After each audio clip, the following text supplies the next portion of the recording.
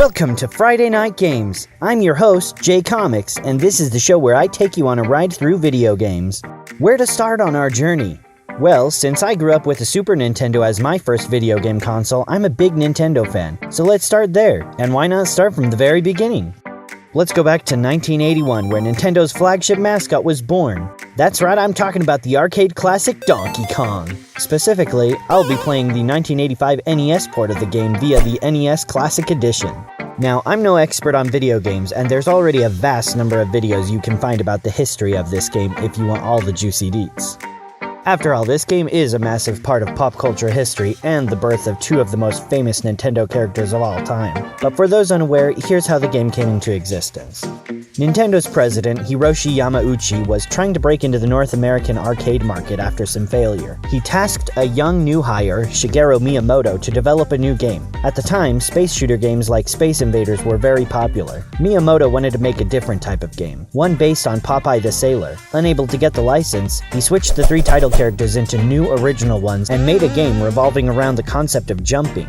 The main antagonist would be a gorilla named Donkey Kong. Donkey because Miyamoto saw the word as a synonym for stubborn in the dictionary, and Kong either because of the connotation with King Kong or because it was apparently common Japanese slang for the word big. They set up machines in a few bars in Seattle, Washington for a test run, and boom! The game became a massive hit!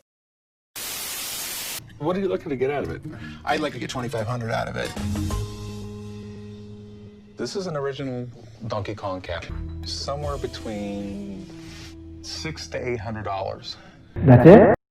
Not quite what you're looking for.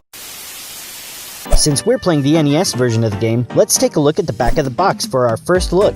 Donkey Kong has kidnapped Mario's girlfriend, Pauline, and taken her to the top of a construction site. It's up to you to help Mario save Pauline before time runs out. But it won't be easy. Donkey Kong will do everything in his power to stop you. He'll throw barrel bombs, flaming fireballs, and anything else he can get his hands on. So if you're looking for action, don't monkey around. Get the original Donkey Kong from the Nintendo Arcade Classic series.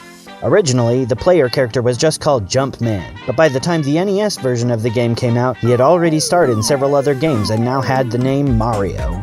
One of my favorite things about classic Nintendo games was the manual that came with the game. Usually the manual had information that you couldn't get from the game itself, such as how to play, the backstory, and hints. Can you save Pauline from the clutches of Donkey Kong? Help Mario scale the construction site to rescue his girlfriend, Pauline. Dodge the fireballs and barrels that Donkey Kong hurls down the ramps and ladders to thwart your efforts. That's right, this was the very first time Mario had to save his girlfriend, this time Pauline, from the clutches of a beast. Since this was all the way back in the 80s, this archetype, the damsel in distress, was fresh and new and had never been done before. Well, except for in the movie King Kong, on which Donkey Kong was based, but that had barely come out only 50 years prior, so the trope was only 50 years old. Can that even be considered a trope? I mean, sure, there are just a couple of stories dating back to the 18th century about a knight in shining armor rescuing the fair princess. I mean, only enough for it to be widely spread and considered a common archetype still used to this very day, but nothing earlier than that, unless we go back to ancient Greece with stories like Andromeda being saved from the Kraken by Perseus. Honestly, aside from 1,000 or so years of the trope being used, this was the first time. It's Donkey Kong, the arcade sensation, and now you can play it at home. Hang on, sweetheart! I'm gonna save ya! Well, aside from the, shall we say, overused story of Donkey Kong, one interesting aspect of the story is that it was one of the first arcade games to really involve a story at all. The manual also explains the controls. You use the D-pad to move and the A button to jump. Beautiful simplicity. You have 4 options for gameplay. You can play either 1 or 2 players, and you can set the difficulty to beginner or expert for either. Game A is beginner and Game B is expert. The goal is simple. For the first 2 stages, you have to get to the same platform as Pauline, but in the 3rd stage, you have to cross all these yellow bolts, and then Donkey Kong will fall towards his horrible death. For now. That's right, there's too much potential for buckets of franchise money in that ape. He won't stay dead for long. One of my favorite parts of these old game manuals is the cast of characters. That way you can know the names of the enemies whose blood you'll spill. So of course we've got Mario, Pauline, and Donkey Kong, but here we also have our good friends, Barrel and Fireball. And of course Jack. Good old Jack. While Mario is good at jumping, he sucks at falling. He dies if he falls more than double his own height, which significantly adds to the challenge of this game. You also get extra points for collecting Pauline's items, but fuck points! Who the hell cares about points? Not me, I'm a real gamer! If your score goes over 20,000, an extra Mario will be added. Oh, wait, what the fuck? This game is hard as balls, I gotta get them tasty points! If you succeed in finishing round 3 and saving Pauline, one loop is completed. Challenge the second loop. As you go on, your enemies increase in number and speed. This is a nice way of saying there's only 3 levels. Anyway, that's enough reading. Time to actually play the game. I'm playing Game A because I'm a little bitch. Here we go! They actually cut out most of the little animations from the NES version, like the one where Donkey Kong climbs up to the top of the screen and jumps on the steel girders.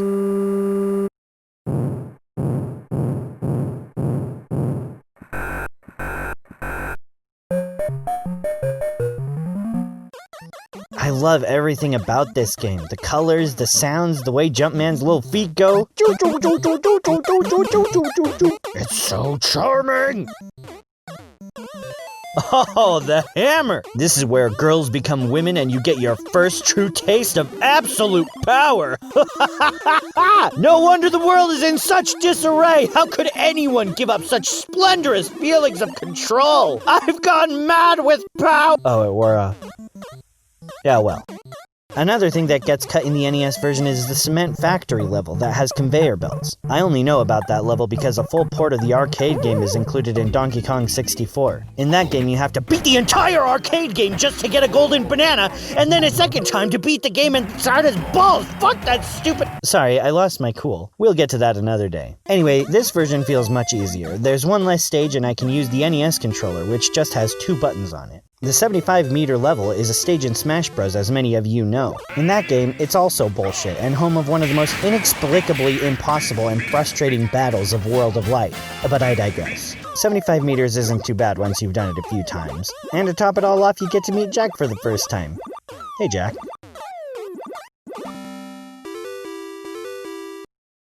And then you're off to stage 3, the boss battle. It all comes down to this. Oh, it is on like Donkey Kong. You big ape, you're going down. You've got my current girlfriend and that will not stand. Oh, I did it.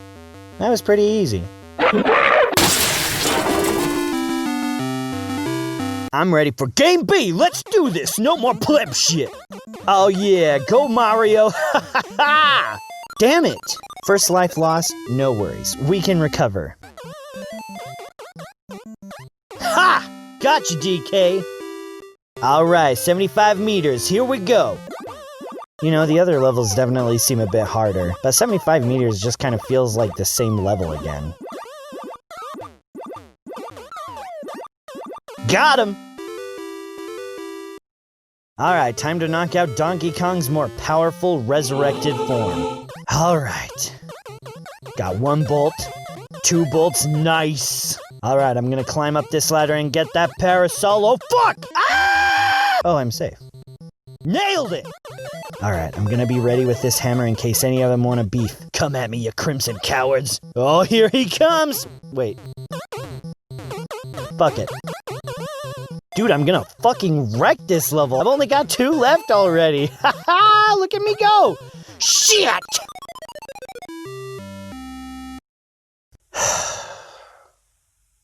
Alright, let's do this again. 1 bolt. 2 bolts. Up the— nope, down the ladder. Back the way we came. 3 bolts. 4 bolts. Grab the parasol. Grab the parasol. Down the ladder. Wait. Nah, they're too scared. Alright, we're halfway there. 5 bolts. Getting heated in here. 6 bolts. I'm gonna double back around to the other side. Anyone want a hammer to the face? Thought not! 7 bolts. And 8! Hell yeah, loop 3! Fuck! Alright, loop 3. Shit! Well, there you have it, folks. Donkey Kong. The classic arcade smash hit turned home console game turned Saturday morning cartoon. Wait, what?